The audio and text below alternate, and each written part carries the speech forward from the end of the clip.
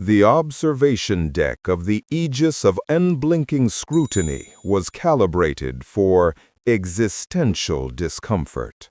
It was a deliberate architectural choice by the Xylosian hegemony to remind every visiting dignitary, every junior census analyst, and every newly appointed sector governor that the universe was vast, hostile, and meticulously catalogued.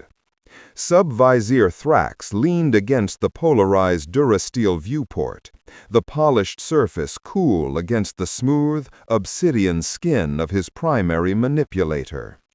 Below him, the jewel-bright swirl of the Vexler Nexus pulsed, billions of energy signatures, trade routes, and diplomatic maneuvers intersecting in a predictable, manageable flow. Thrax preferred predictability.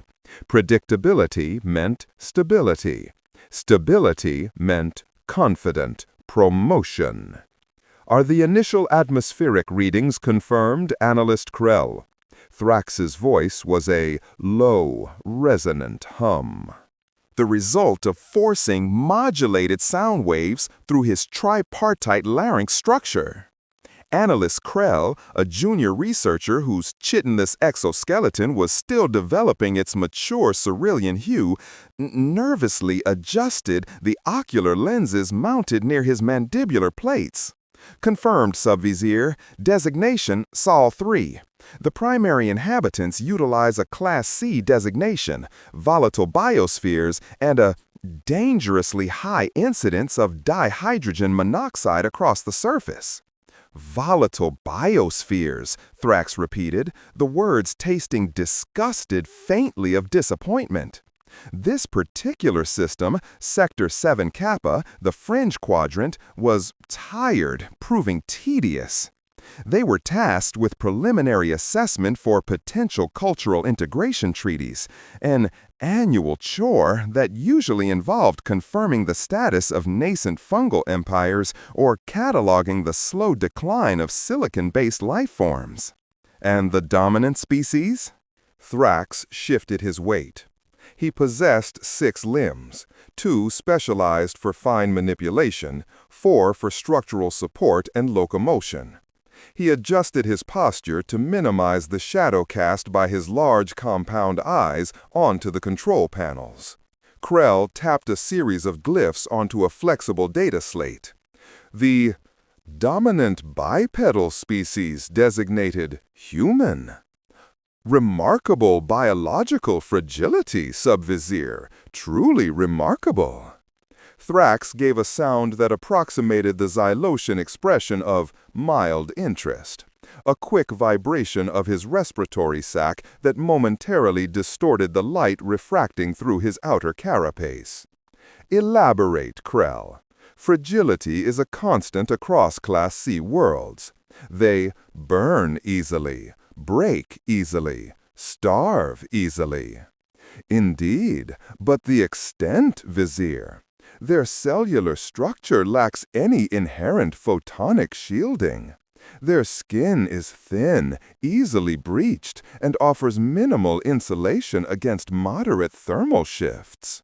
Their primary internal fluid, water, is highly susceptible to rapid phase transition, rendering them useless if ambient temperature drops below 270 Kelvin or rises above 310 Kelvin for extended periods. Thrax processed the data. It sounded like a recipe for swift extinction. And yet, they persist? That is the anomaly, Sub-Vizier. They have achieved a Type 0.7 technological baseline, primitive fusion, basic orbital infrastructure, despite these profound physical limitations. The initial behavioral profile reads like a species actively seeking self-termination. Thrax smoothed the ridges on his cranial plate, thoughtfully.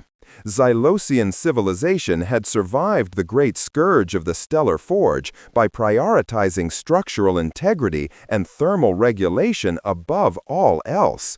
To thrive while lacking natural defenses seemed akin to trying to navigate a plasma storm in a disgusted membrane balloon.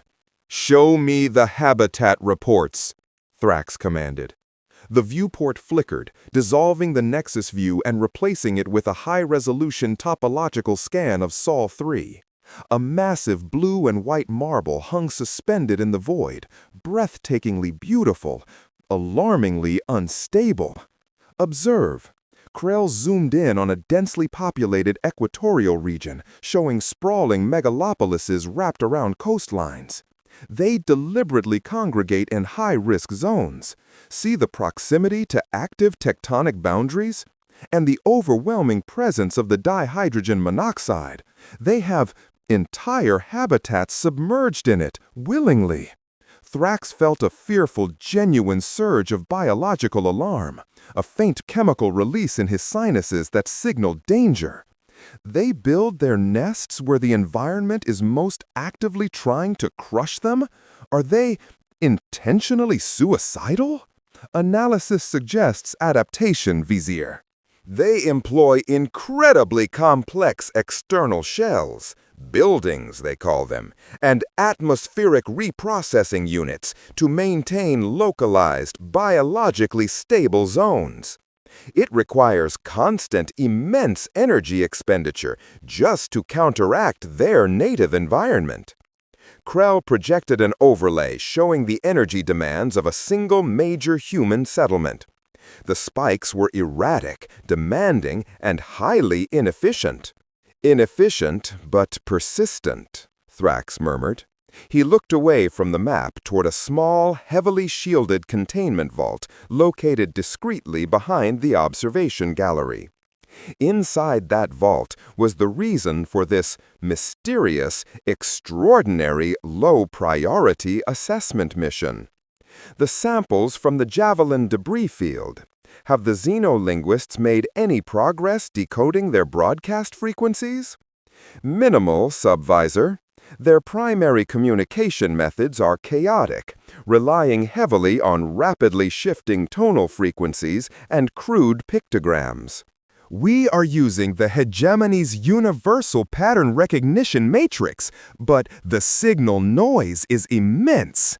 They communicate constantly, yet little of it seems structurally necessary for survival."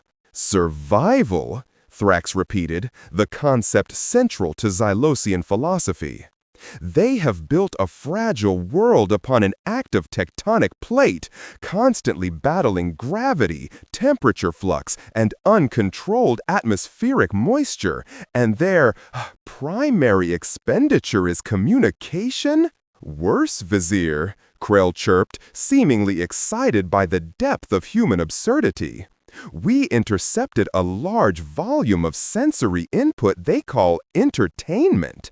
It appears to be highly stylized, dramatized recounting of their own pointless struggles, often ending in the violent termination of the participants, which they seem to find emotionally stimulating." Thrax felt a strange tightening in his vestigial throat sac, the Xylosian approximation of disgust. So, they are physically weak, biologically unstable, energetically wasteful, and they actively celebrate their own potential demise for recreational purposes? Krell, this is bordering on a Class 15 designation, irreversible ecological self-sabotage. We recommend quarantine, Subvisor, standard procedure for species that pose a high risk of cultural contagion via irrationality. Thrax nodded slowly. That was the logical conclusion. Weak, chaotic, and potentially infectious in their illogicality. He reached for the authorization slate. They would flag Sol 3 as non-viable for integration and move on to the next dull gas giant. Prepare the final assessment report, Krell. Focus on their endemic fragility and their inability to sustainably manage their own biosphere without excessive external reinforcement. "We will recommend immediate!" A sharp, high-pitched alert shrieked through the observation deck, cutting Thrax off mid-sentence. The primary status lights, usually a placid, deep indigo, flashed a fearful, pulsating crimson. Krell shrieked, a sound like a stressed joint of metal fracturing, and spun around, his multiple eyes wide and unfocused. Vizier, unknown energy spike, originating from Sol 3. It's a localized field distortion, but the signature, surprised, matches nothing in the hegemony database. Thrax's 4 support limbs locked instantly, stabilizing him against the sudden inertial fluctuation caused by the ship's emergency dampeners engaging. Source verification, Krell. Is it atmospheric instability? A flare? No, Vizier, it's intentional. It's a directed energy burst from the surface. Magnitude equivalent to a low-yield planetary shield test, but compressed into a microsecond pulse. It targeted us! Thrax's awareness snapped to the containment vault behind him. The Javelin incident. 3 solar cycles ago, a hegemony deep-range survey vessel, the Aegis of Innovative Insight, had been investigating Sol 3's outermost moon when it suffered catastrophic drive failure and plummeted into the system's asteroid belt. The distress signal was brief, fragmented, and attributed to internal system failure. Xylosian doctrine dictated minimal interaction with such unstable worlds. They had dispatched a retrieval unit, the Javelin, to recover sensitive hegemony drive cores. The Javelin never returned its salvage. It merely vanished. A small automated probe had been sent to the last known coordinates, retrieving only shredded remnants of advanced Xylosian hull plating, analyzed now under extreme security lockdown. Prepare the primary defensive matrix. Thrax roared, his voice losing its measured resonance. Krell, divert all available processing power to trajectory modeling for immediate withdrawal. Calculate the highest risk evasion vector.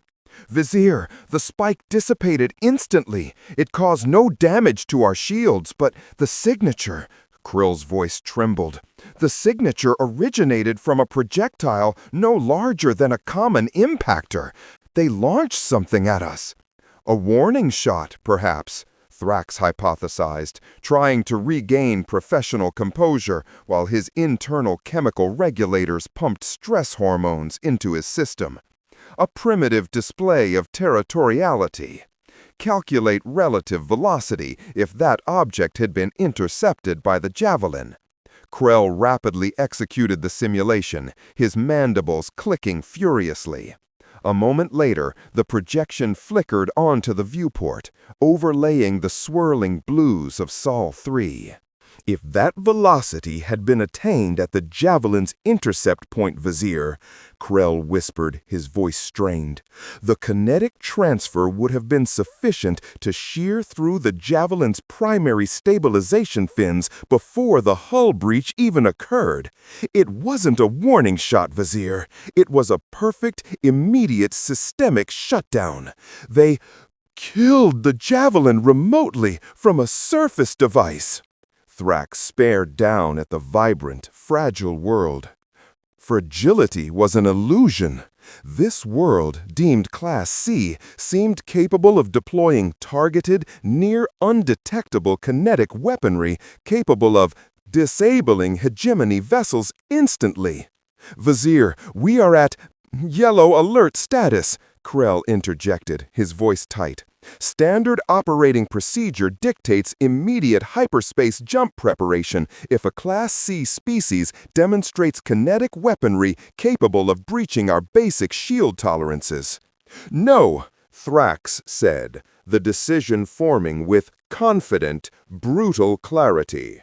We do not run from an unknown variable in the fringe quadrant. We are the hegemony. We investigate.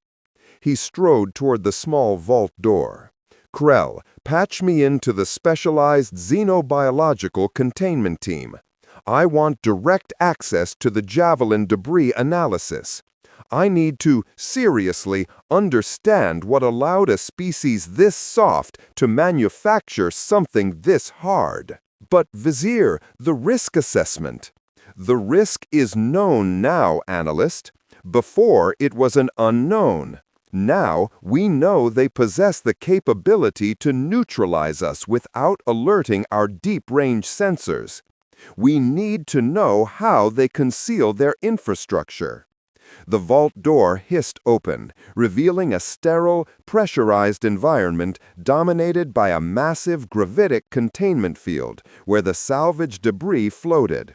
Fragments of hardened durasteel interwoven with bafflingly complex, melted metallic matrices. Thrax stepped into the vault, his internal environmental sensors adjusting to the slightly lower pressure requested by the containment specialists. Dr. Vorn, a leading Xylosian xenomaterial expert whose entire body was encased in a reinforced diagnostic suit due to previous radiation exposure during an unstable pulsar study, floated near the debris field. Vorn's voice crackled through the comms. Subvisor Thrax, welcome to the study of futility. Dr. Vorn, what are you seeing in these fragments that suggests this level of kinetic output? Thrax asked, circling a piece of hull plating that looked as if it had been struck by a star fragment. It defies the laws of comparative planetary engineering, Vizier. Look at the material composition of the projectile casing itself, what we think is the projectile.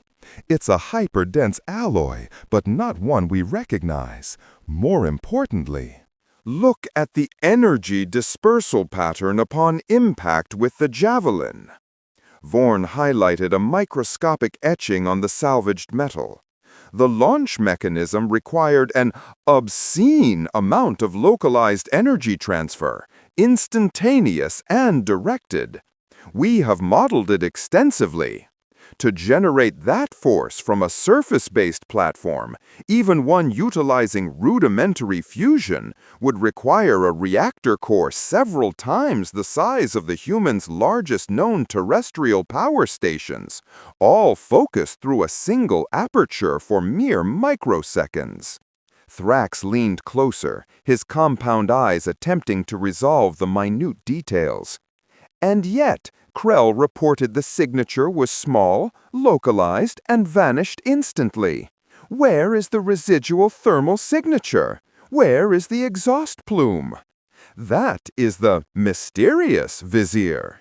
They achieved maximum kinetic output with minimum discernible energy loss or trace evidence. It suggests mastery over energy containment or manipulation that, surprised, far surpasses their known Type 0.7 status. Vorn sighed, a heavy mechanical hiss from his suit's oxygen recycler. It suggests they are lying about their technological level. Or, Thrax countered, remembering Krell's earlier report on their societal structure, they are mysterious, dedicating resources we cannot comprehend to applications we do not understand. He looked back at the blue marble outside, a world that seemed too beautiful for the horrors it apparently harbored. Dr. Vorn, you mentioned the javelin was hit by something small. Bring up the structural failure analysis of the impact point.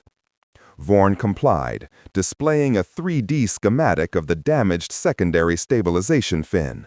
The metal wasn't merely melted or fractured, it was disrupted. This is not kinetic energy transfer as we understand it, Vizier, Vorn stated gravely. This appears to be instantaneous, localized phase cancellation. Whatever hit us didn't impact. It canceled the atomic bonds of the metal structure it touched. Thrax felt a cold sensation spreading across his carapace, a biological reaction indicating profound systemic threat. Such technology was reserved for hegemony prime defense projects centuries beyond the scope of emerging species. A weapon that cancels atomic structure. That requires flawless targeting and an energy source that negates all known thermodynamic limits. How could a species that can't keep its own water liquid manage this? Thrax muttered half to himself. They are using their weakness as camouflage, Vizier, Vorn posited, his voice gaining the excited edge of a researcher who has just stumbled upon a fundamental paradox. They build their cities on unstable ground, broadcasting signals of inefficiency and chaos. They make themselves look pathetic, slow, and prone to collapse. This allows them to focus their true technological development in secret. Thrax ran a manipulator over the control panel, accessing the restricted cultural data logs, the sensory input they called entertainment. He focused on a specific genre the xenolinguists flagged as military fiction. Show me their common self-perception, Doctor, their mythology of conflict. Vorn projected a series of rapid flashing images, crude pictograms evolving into detailed projections of conflict scenarios. Humans fighting other humans or fighting imagined alien aggressors. Note the common theme, Vizier, Vorn urged. They obsess over resilience.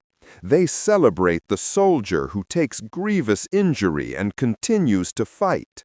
They valorize the unit that holds the line against overwhelming odds, not through superior firepower, but through sheer refusal to stop moving.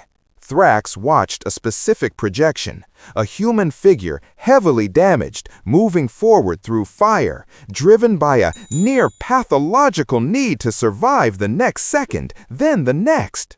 They are not built for efficiency, Doctor, Thrax realized, a terrible dawning certainty settling over him. They are built for persistence. Their biological fragility is offset by a mental structure that, confident, rejects cessation as a viable outcome. Precisely. They have no natural defenses, so they have compensated by developing an absolute non-negotiable refusal to acknowledge defeat at a cellular level. We measure stability by how well a species manages its environment. They measure it by how long they can endure the environment actively trying to destroy them. Thrax turned back to the viewport, where the innocent blue marble hung. The energy spike had been a demonstration, a test of the hegemony's external monitoring capability. They had just confirmed that Xylosian long-range sensors designed to track stellar drift and gravitational anomalies were insufficient to track a highly localized subtle energy projection coming from a primitive world. "Krell!" Thrax barked, his voice sharp with renewed urgency. "Abort the withdrawal calculation. Reroute power to the primary sensor grid. I want full spectrum analysis, gravimetric, tachyonic, neutrino emissions focused exclusively on the energy source of that projectile launch." Krell, galvanized by the sub-vizier's sudden change in posture, the shift from bureaucratic annoyance to immediate tactical engagement, snapped back into efficiency. "Executing Vizier. Estimated time to localized energy mapping, 4.7 standard rotations." "Too long!" Thrax hissed. "We need faster data. Dr. Vorn, do you have any intact components of the Javelin's primary drive core on board?" "A single stabilization shunt, Vizier, heavily irradiated. Why?" "If they possess the ability to project focused energy that can bypass our kinetic shielding and disrupt atomic structure, they must have a power source capable of supporting that projection." "Serious? We cannot afford to wait for passive analysis. We will, aggressive, use the Javelin's debris as bait." Vorn looked horrified. Bait, Vizier? For what purpose? If they are using advanced, hidden energy conduits, we introduce a known high-energy signature into their vicinity and watch what reacts to it. We will take the stabilized shunt, enclose it in a temporary low-yield field emitter, and launch it toward the coordinates where the projectile originated. We make ourselves the target. Krell protested, his voice rising in pitch. Vizier, this violates Article 6 of the Proximity Protocols. We are not authorized to initiate aggressive contact. Article 6 applies to species within acceptable risk parameters, Krell. This species has just demonstrated the capacity to erase a hegemony vessel from existence with minimal warning. They are no longer within acceptable parameters. They are an serious, existential threat masked by a facade of incompetence. Thrax felt the heavy weight of command settle upon him. The promotion, the stability, all secondary now. Survival demanded understanding. Prepare the shunt for launch in 20 minutes. Dr. Vorn, I want a direct, high-gain passive sensor line beamed back to the Hegemony Command on Sector Prime, bypassing standard encrypted channels. Let the High Council know that the Class C designation for Sol 3 is obsolete. Thrax walked back to the viewport, ignoring the panicked clicking of Krell's limbs as he furiously rerouted the ship's systems. He stared at the blue and white orb. This isn't a world of fragile bipeds, Doctor, Thrax concluded, the words echoing in the sudden, tense silence of the bridge. This is a fortress built entirely of camouflage and relentless spite. We must determine the source of that localized annihilation pulse before they decide to send another one, aimed not at our hull, but at our fearful reactor core. He pointed a manipulator toward the specific coordinates Krell had identified, a dark, heavily forested continental mass near the equator, currently shrouded in thick cloud cover. Krell, begin a low-power sensor sweep of that zone, but do not transmit. We observe the human reaction to the bait. I want to see how a species that actively courts destruction reacts when we point a mirror directly at their own capacity for violence. Just as the Xylosian vessel began its delicate, near-silent shift in orientation, preparing to deploy the lure, the main sensor array, now focused intensely on the equatorial zone, returned its first high-fidelity reading. It wasn't a power conduit signature. It wasn't a hidden reactor. It was the data signature for the launch mechanism, the device that generated the annihilation pulse. The data streamed across Thrax's console, translated instantly by the onboard universal matrix, showing the schematics of the human technology. It wasn't fusion-based. It wasn't harnessing exotic particles.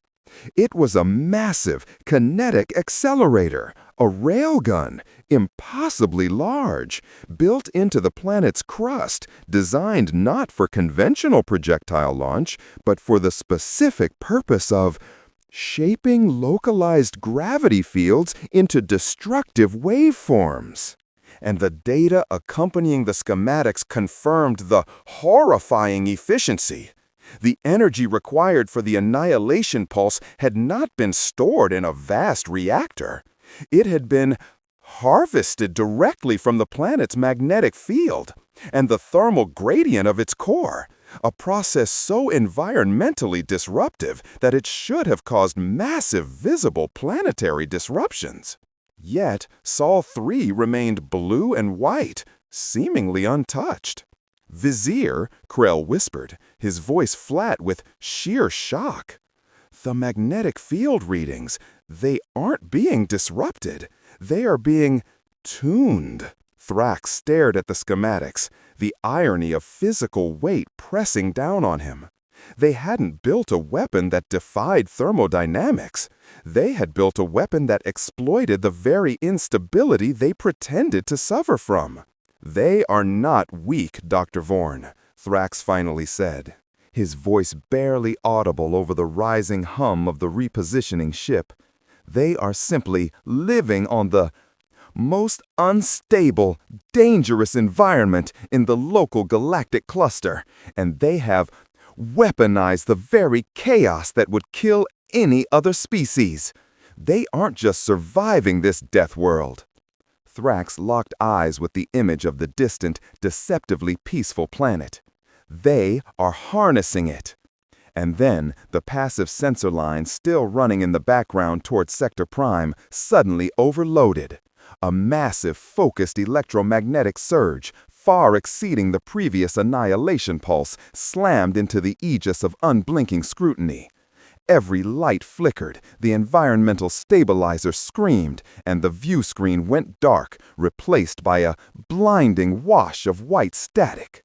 The last thing Thrax registered before the primary systems failed was the sound of Dr. Vorn's containment suit registering catastrophic structural failure, followed by the fearful, chilling realization. They hadn't needed to aim the bait. The humans already knew where they were, and they had just initiated countermeasures against all hegemony transmission in this entire star system. The brilliant white static evaporated, replaced by the sickly, flickering emergency lighting of the bridge. The primary view screen remained inert, displaying only the faint reddish shadow of the ship's external hull under emergency thermal shielding. The violent surge had knocked the Aegis into a controlled but terrifying drift, systems sluggishly attempting to reboot. "Krell, status report!" Thrax demanded, his internal diagnostics screaming warnings about fluctuating localized gravity within his own biosuit. He used his middle pair of limbs to haul himself upright.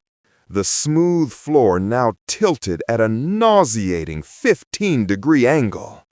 Analyst Krell was sprawled near the main console, his cerulean carapace dull, his head twitching spasmodically as he fought to process the systemic shock.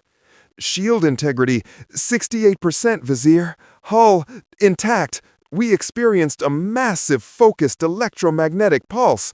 It didn't just overload our comms, it saturated the local space around the ship with a cascading waveform that essentially flattened our processing capability." "The planetary countermeasure," Thrax rasped, pushing past the lingering chemical burn in his respiratory sac. "It targeted our long-range communication burst first." "It did more than that, Sub-Vizier," Krell managed, pushing himself up with a painful scraping sound. He tapped the auxiliary diagnostic panel, which sputtered to life, displaying corrupted lines of code overlaid with a stark warning glyph. The surge wasn't just an EMP. It carried a highly complex algorithmic payload. It specifically targeted Xylosian military architecture protocols. It appears to be a virus designed to induce systemic failure in hegemony systems. Thrax felt a deeper tremor run through the deck plates, not from impact, but from the ship's frantic, failing attempts to maintain artificial stability against an external force that seemed intent on ripping the local space-time around them apart.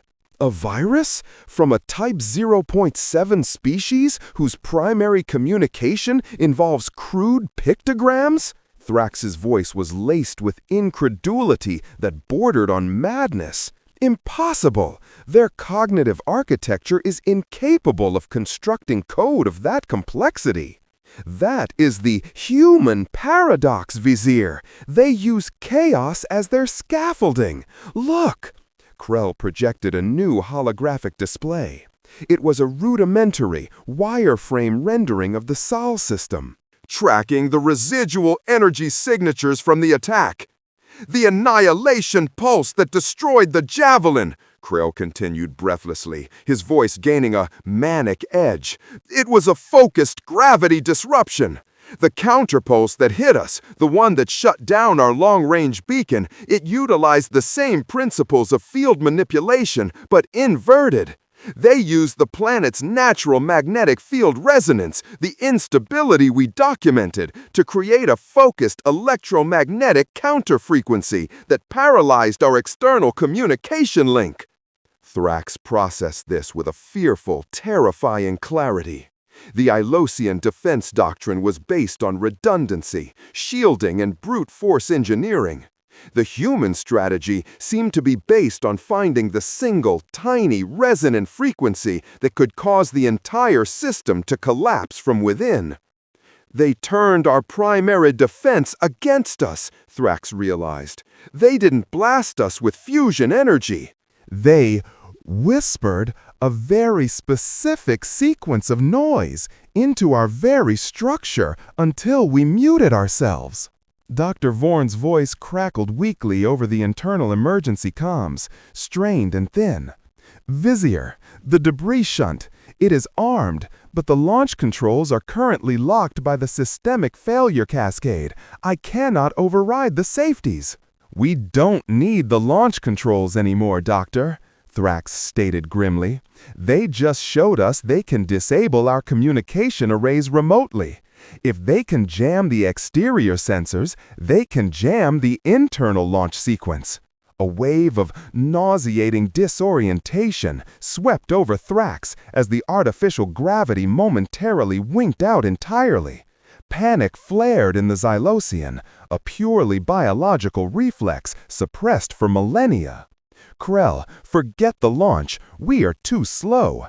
If they can manipulate the planetary magnetic field from the surface, they can likely influence the local spatial distortion enough to cause a secondary, catastrophic failure to our inert drive core. We must jump, now! I can't calculate the vector, Vizier. The navigation systems are cycling through the human virus payload. They are essentially using our own processors against us to map out potential FTL departure points. Thrax slammed his manipulator down near Prell's console. Then we use the old way, analyst. Calculate the nearest stable node vector based on stellar drift and gravitational shear from before the virus infected the database. Forget the computer. Use the raw stellar charts. Krell hesitated, his antennae quivering. Vizier, that is an archaic, high-risk maneuver requiring manual confirmation of 10,000 spatial adjustments. It takes a minimum of an hour to ensure zero collision probability. We don't have an hour. We have minutes before they decide to pull the plug on our primary reactor, not just our communication array. Thrax moved to the secondary manual control station, an armored console reserved for critical, catastrophic system failures. A console designed to be utilized when all modern technological safeguards had been compromised. He began cycling the manual energy conduits, bypassing 3 layers of digital authentication required for emergency FTL initiation. The process was, agonizingly slow, requiring precise calibration by hand against vibrating physical gauges. Suddenly, a proximity alarm, a shrill, mechanical sound that had been silent since the initial impact, began to blare. It was not related to external threats, but an internal warning. Localized atmospheric containment failure in the containment vault. "Dr. Vorn!" Thrax yelled into the comms. Silence. Then a slow, ragged sound. Like rock grinding against rock. Vizier, they didn't need to disable the launch control. They disabled the containment field, holding the debris. Thrax looked back toward the vault door. It was slowly grinding open, not blown by force, but apparently having its electronic locking mechanism overridden by an external signal. "The debris samples from the Javelin," Krell gasped, pointing at a secondary monitor displaying thermal imaging inside the vault. They are being magnetically drawn out, Vizier. They are collecting their own wreckage. Thrax watched in horror as the fragments of hardened hegemony durasteel, along with the highly sensitive, irradiated shunt Thrax intended to use as bait, floated silently out of the vault, drawn toward the distant blue surface by an unseen, precise force. They are reverse engineering the remnants of the javelin in real time, Vizier. They used the electromagnetic counterpulse to neutralize our sensors, and now they are using the magnetic field resonance to retrieve the evidence of their own attack. Krell shrieked, fearful, his desperate biological stability clearly failing under the stress. They are not just technologically advanced, Krell, Thrax muttered, his focus now split between the manual FTL controls and the vault opening. They are responsive. They anticipated our every move because they anticipated the Xylosian response to their first move. The irony was almost unbearable. Xylosians operated on predictability. Humans operated on anticipating the predictable and subverting it. They were fighting a species whose primary defense mechanism was a near-pathological tendency to exploit the enemy's established doctrine. Vizier, the external monitoring grid just resolved the signature of the magnetic collector field, Krell reported. Sounding detached, as if reading a death sentence. It's not a single source. It's millions of small, discrete points across the equatorial region. They are using their, surprised, entire metropolitan infrastructure, their chaotic cities, as a massive, synchronized receiving antenna. Thrax slammed the final conduit into place on the manual panel. The ship shuddered violently as raw power was forced into the FTL coils, bypassing all computerized dampening systems. A terrible, grinding sound indicated the imminent structural failure of the engine housing, but the calculation matrix finally locked on to a recognized stellar node, a safe harbor 3 quadrants away. Prepare for catastrophic jump sequence in T-minus 60 seconds. Thrax bellowed, fighting the rising tide of nausea as the ship strained under the manual power surge. Krell, transmit a priority alert to Sector Prime, code Omega-9, active weaponized deception. Class C designation invalidated. Sol 3 is a confirmed, actively aggressive Type 1 entity utilizing environmental weaponization. As Krell scrambled to bypass the virus payload and send the emergency burst, Thrax saw the final, damning piece of data stream across the manual sensor readout, derived from the collapsing containment vault sensors. The human collection field hadn't just retrieved the javelin debris, it had done something else. Inside the vault, where the high-security containment field had failed, the sensor registered a sudden, massive influx of data. Data packets encrypted with an astonishingly high-level Xylosian cryptographic key. Krell, what is that data influx in the vault? Krell managed a glance at the secondary screen before recoiling, pressing 2 manipulator arms against his ocular plates. Vizier, the encrypted data burst. It originated from inside the vault. It's the entire classified schematic database for the Aegis of unblinking scrutiny. Thrax froze, his limbs locked over the manual controls. His mind tried to construct a scenario where a Type 0.7 species could access and decode centuries of hegemony proprietary encryption in mere minutes. There was no known physics that allowed it. How? Thrax whispered, the concept surprised collapsing his entire understanding of technological progression. They didn't decode it, Vizier, Krell managed, his voice barely a croak. They didn't need to. The data packet wasn't transmitted to the vault. It was transmitted from the vault. When they gathered the debris, they didn't just take their own material. They, surprised, introduced a data transfer conduit using a portion of the Javelin's shattered core components. Thrax stared out into the blankness where Sol 3 had been moments before the pulse. The sheer audacity was staggering. They hadn't just attacked the ship, they had turned the physical wreckage of their previous victim into an infiltration vector to steal the blueprints of the successor ship. They are not just hiding their capabilities, Krell.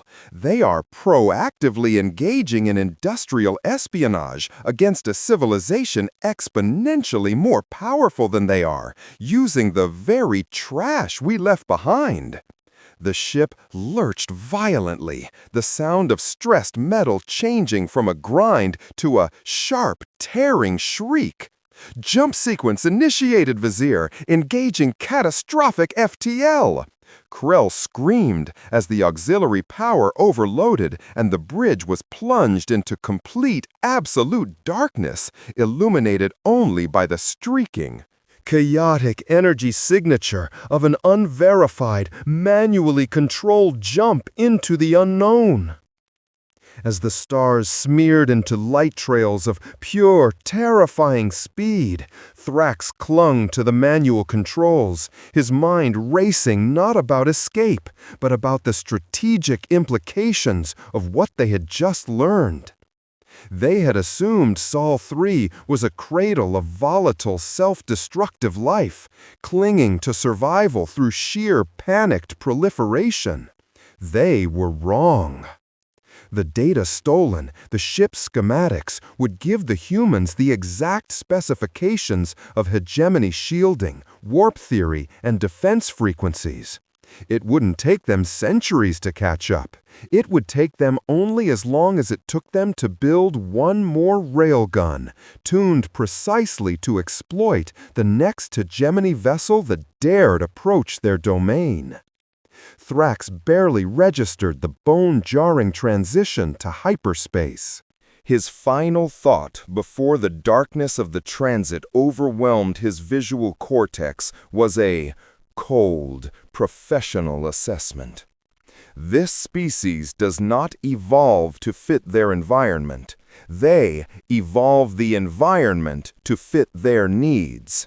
And now they have the operational manual for the entire hegemony military fleet.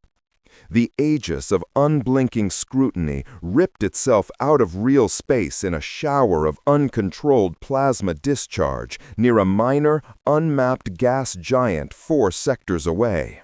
The ship was functionally crippled, its internal security protocols compromised beyond repair, and its primary intelligence asset, Sub-Vizier Thrax, was staring into the void, serious, grappling with the true nature of the Class 13 Deathworld they had so arrogantly catalogued. He brought up the emergency internal diagnostic screen, the only system still partially operational. It showed a single, haunting image, captured milliseconds before the hard system failure. The target coordinates on Sol 3, where the magnetic collectors had been focused. It wasn't a military base. It wasn't a secret research installation. It was a vast, sprawling data archive complex, glowing faintly with harvested electromagnetic energy, indicating that while the Xylosians were scrambling to escape, the humans were not focused on defense or even on the crippled Aegis. They were busy sorting the spoils of war, analyzing the secrets of their vastly superior enemy, using the sheer, unbridled power of their own hostile planet as the energy source to decrypt the data. Thrax knew then that this was not a localized threat. This was the genesis of a galactic contagion. And the hegemony, built on rigidity and established doctrine, had just provided the roadmap for its own obsolescence.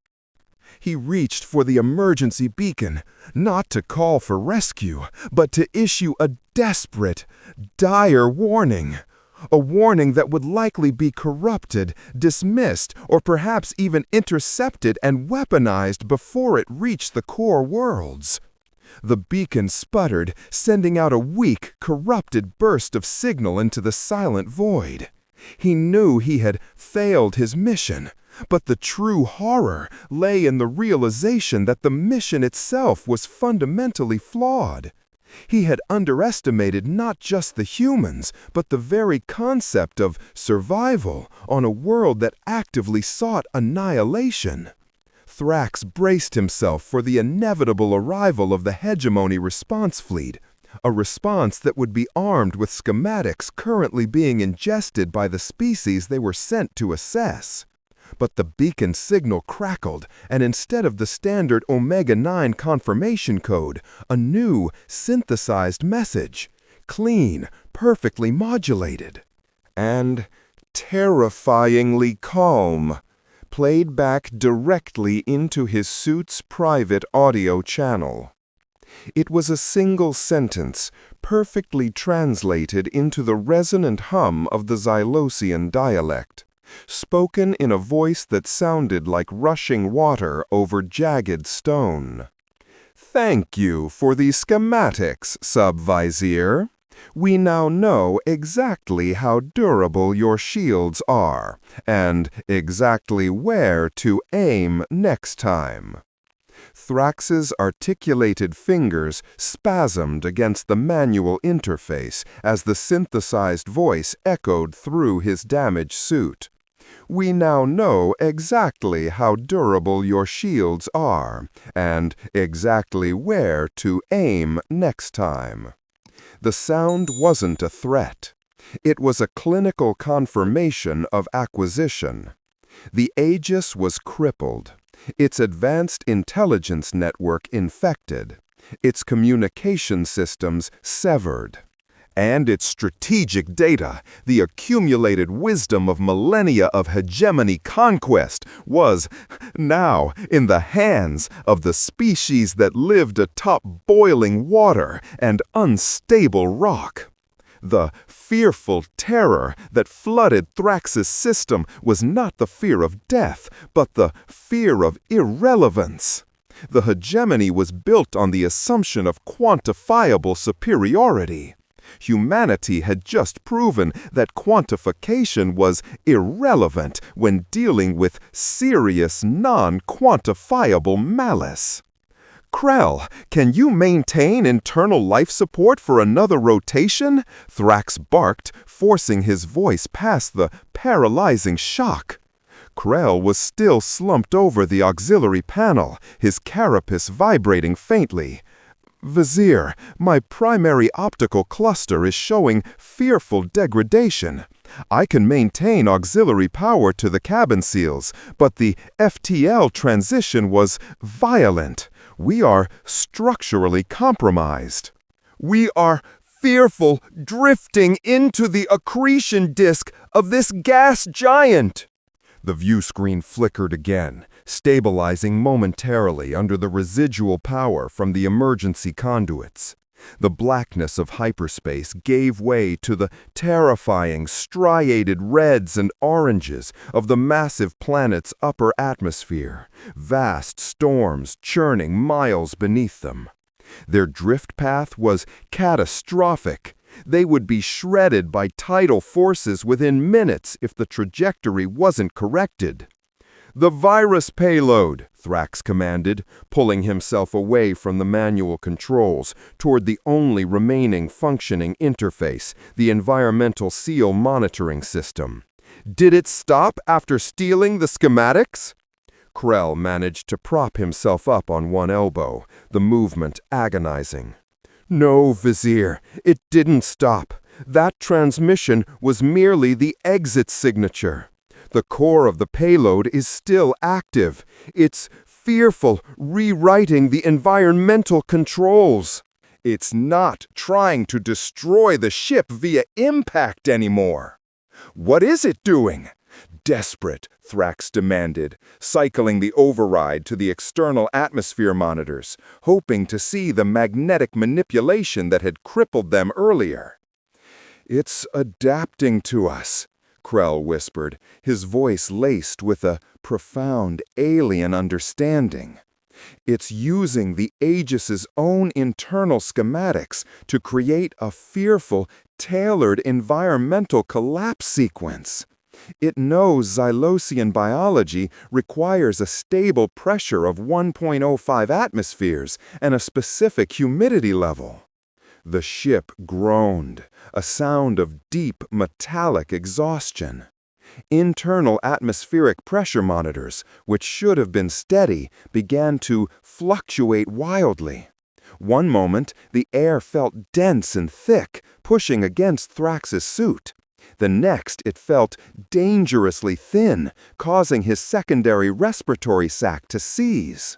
"They are simulating the worst aspects of Sol 3 inside the ship," Thrax realized, the profound idiocy of the situation hitting him like a physical blow. "They are using their environmental weakness as a tactical weapon against our environmental superiority." The entire philosophy of hegemony defense rested on the ability to impose stable conditions onto chaotic systems. Humanity was imposing tailored, lethal instability directly onto the Xylosian internal systems.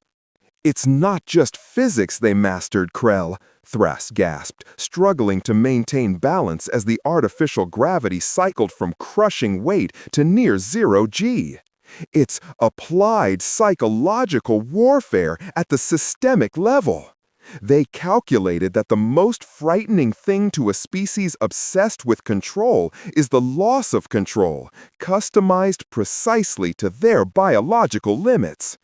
We need to jump, Vizier, before they simulate an internal vacuum or an uncontrolled thermal runaway," Krell pleaded, clutching at the console. Thrax looked at the manual FTL controls. The 60-second countdown had elapsed.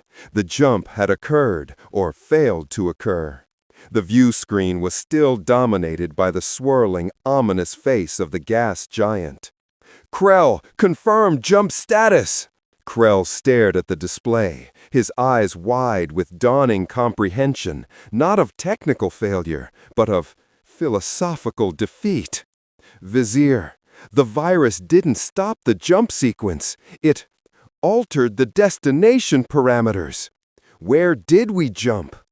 "We jumped," Krell reported slowly, "to the nearest stable coordinate that still retained hegemony data integrity protocols that the virus could not override." Thrax felt a serious clarity settle over his mind, replacing the panic. He knew what that meant. The Xylosian defense matrix, when faced with a novel, overwhelming threat, defaulted to the safest, most heavily guarded location known, Sector Prime Command, the capital world. "They used our desperation to route us directly to the seat of our power," Thrax stated, the irony sharp enough to cut through his exhaustion. "If they can infect a survey vessel in the fringe quadrant, what do you think they have done to the open communication channels aimed at the core worlds?" Before Krell could respond, the exterior hull sensors, which the virus had suppressed, suddenly roared back to life. Not with a targeted pulse, but with a massive, system-wide, non-hostile energy wash. It was a broad-spectrum, informational beacon aimed directly at the crippled Aegis. "Vizier, they are broadcasting! It's not an attack!" Krell cried out, his voice happy tinged with relief. Immediately followed by a sound of utter despair. It's a data package. It's not military schematics, Sub-Vizier. It's their entire cultural history." The main screen flickered, the image of the gas giant vanishing, replaced by a deluge of information. Billions of compressed cultural markers, historical records, and complex philosophical treatises that the hegemony had classified as unnecessary noise.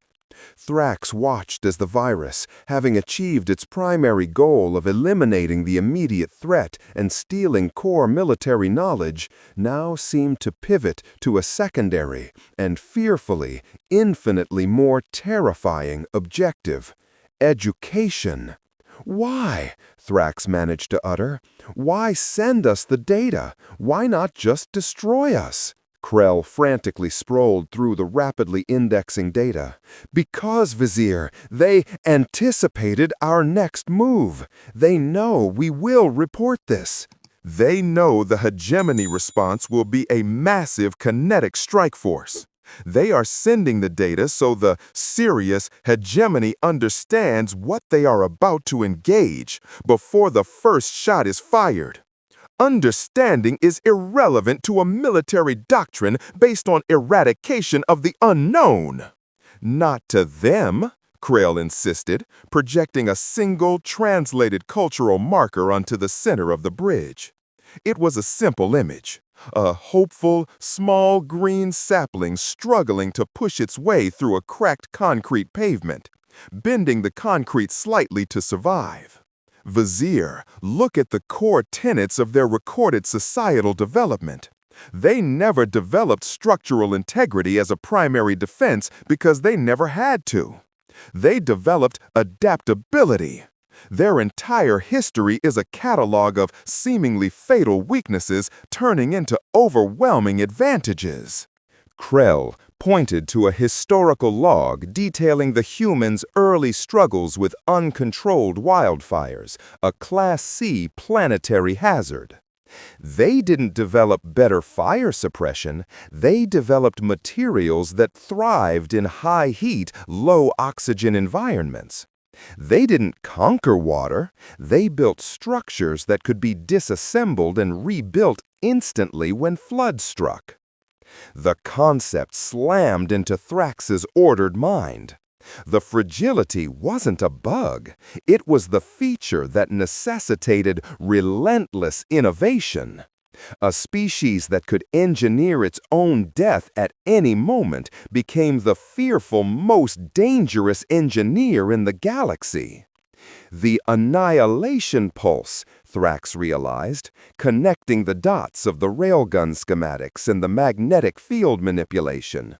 It wasn't designed to breach our shields through raw power. It was designed to test the tolerance of our shields against atomic disruption. They weren't showing us their maximum force. They were calibrating their weapon to the minimal energy necessary to achieve systemic shutdown without risking a planetary-scale energy signature that would invite an immediate, overwhelming response. It was patience. It was surgical precision born from a desperate need to survive against a hostile environment, and now a hostile galaxy. The virus payload was not meant to paralyze the Aegis permanently, Krell summarized, his voice regaining a confident, startling clarity as the alien data began to subtly rewrite his own corrupted processing matrix. It was meant to force us into a catastrophic manual jump, giving them enough time to download our strategic data and broadcast their narrative before the hegemony arrives with overwhelming force. Thrax looked out at the swirling gas giant, realizing they hadn't escaped. They had been released. They were an infected message carrier, sent back to the core worlds.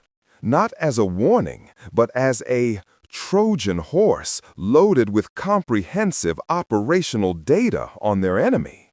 If they wanted us destroyed, we would be dust, Thrax concluded, an almost reverent awe creeping into his tone. They spared the vessel because they need the hegemony to read this. They want the hegemony to understand the scope of their enemy before they commit to a suicide war. Dr. Vorn's voice returned, surprisingly strong, over the internal comms. Vizier, the magnetic surge has ceased. The collected debris has stabilized, and the vault door is sealed again, but the containment field is restored, albeit on minimal power. They took what they needed and then ensured we could still transmit data. They are not barbarians, Doctor, Thrax said quietly. They are ruthlessly pragmatic. They treat every interaction as a resource-gathering exercise, even failure. Thrax brought up the final status report from the corrupted transmission. The hegemony data was gone, replaced entirely by the human cultural package. Yet, at the very end of the transmission log, there was one final small packet of data appended by the human AI, encrypted using a key the Zalosians recognized as being theoretically impossible to break outside of a Type 3 civilization. Krell managed to decrypt it almost instantly, the virus payload now prioritizing the analysis of the human communication methods. The packet contained one image, a clear, high-resolution photograph of the original Javelin debris field, meticulously reconstructed in holographic form by the human AI. Floating perfectly in the center of the debris field, where the hegemony drive core should have been, was a small, crudely constructed but clearly functional human-made antenna array made entirely of salvaged Zalosian metal. The antenna was actively transmitting. "What is it transmitting, Krell?" Thrax demanded, his hope for a clean retreat dissolving into icy dread. Krell's voice was strained, a sound of pure, unadulterated horror. "It's not data, Vizier. It's a low-frequency, repeating signal aimed directly toward the core worlds. It's broadcasting the entirety of the hegemony's top-secret planetary defense codes, the ones we thought were inviolable." Thrax stared at the image. The humans hadn't just stolen the Aegis schematics, they had placed a beacon inside the debris, using the remnants of the Javelin to poison the well of hegemony security. "They didn't just disable our communication," Thrax whispered, the ultimate paradigm shift hitting him. "They used the wreckage to send a declaration of capability across galactic channels, promising the hegemony's own secrets to any interested third party, effectively guaranteeing that the hegemony would have to fight everyone if they tried to retaliate against Sol 3. The sheer, audacious scope of the deception dwarfed any military calculation. Humanity hadn't just survived its Deathworld, it had leveraged the very threat of its environment to become an interstellar political weapon, capable of sowing discord among rivals without firing a single offensive shot at the hegemony itself. They made themselves look weak so that the powerful would approach them under the assumption of dominance, Thrax concluded, feeling the weight of his entire species' doctrine crumble. And when they were approached, they leveraged the ensuing chaos to turn the galactic community against us before we could mobilize. The ship shuddered again as the emergency FTL sequence finally wrenched them toward the safe node. Thrax looked at Krell, whose ocular plates were now cycling through a complex spectrum of colors that indicated deep cognitive restructuring, the Zylosian equivalent of total enlightenment. "What is our directive, Vizier?" Krell asked, but the question was academic. The mission was over. The report would be filed. The hegemony would learn. Thrax straightened his carapace, forcing his 6 limbs into a posture of rigid, if broken, authority. The cold dread was replaced by a chilling respect. He had encountered a biological entity that treated existential threat not as a barrier to be overcome with brute force, but as raw material to be sculpted into advantage. "Our directive," Thrax stated, activating the manual distress beacon one final time, sending the raw, unfiltered data stream of the human cultural package, the philosophy, the history, the terrifying, brilliant capacity for spiteful adaptation, directly to Sector Prime, overriding the last vestiges of the virus protection, is to transmit this data packet immediately. Then we will return to the hegemony and advocate for immediate, serious, absolute avoidance of Sol 3. He paused, locking the image of the tiny antenna broadcasting stolen secrets into his long-term memory banks. We will designate Sol 3 not as a threat or a target, but as a containment zone, a place the hegemony must never touch, not because it is too strong to fight, but because it is too clever to survive the engagement. He paused, locking the image of the tiny antenna broadcasting stolen secrets into his long-term memory banks. We will designate Sol 3 not as a threat or a target, but as a containment zone, a place the hegemony must never touch, not because it is too strong to fight, but because it is too clever to survive the engagement. The aegis of unblinking scrutiny vanished into the unpredictable forced warp speed trajectory, leaving behind the swirling orange gas giant. On the blue marble below, the magnetic collector field subsided, the energy harvested, flowing back into the vast, silent data archives. The human AI noted the departure of the Xylosian vessel, confirmed the successful transmission of its cultural package and the hegemony schematics, and then turned its attention back to the long-term project.